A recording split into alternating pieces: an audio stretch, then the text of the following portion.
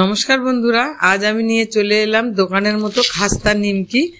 দেখুন এইটা আমি কেমন ভাবে বানালাম। প্রথমে কিছুটা ময়দা নিলাম, লবণ দিলাম পরিমাণ মতো, আর কালো জিরা আর কিছুটা সাদা তেল দিয়ে ওটাকে আমি ভালো করে মিশিয়ে নেব সমস্ত ময়দাটা। তারপর ভালো মতো গরম জল দিয়ে ওটাকে আমি আস্তে আস্তে মেখে ঢাকা দিয়ে রাখবো কিছুক্ষণ।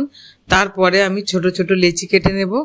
আর বেলার সময় এটা লক্ষ্য করবে যেন খুব পাতলা করে বেলা হয়। যত পাতলা বেলা হবে তত নিমকিটা খাস্তা আর মচমচে হবে। তারপরে আমি একটা ফ্রাই প্যানে তেল গরম করে নিয়ে ওটাকে আস্তে করে ছেড়ে দিলাম। ছেড়ে দেওয়ার পরে এরকম ভাবে আমার মতো আমি যেমন করছি দুটো হাতা দিয়ে আস্তে আস্তে করে এক পিঠ করে ভাজতে হবে।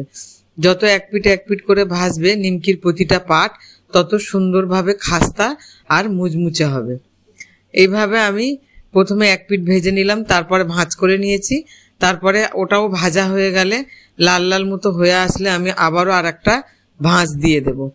এইভাবে আস্তে আস্তে আপনারা সবাই ভেজে নেবেন। যত আস্তে করে ভাজবেন তত জিনিসটা খাস্তাও হবে আর খেতেও ভালো লাগবে।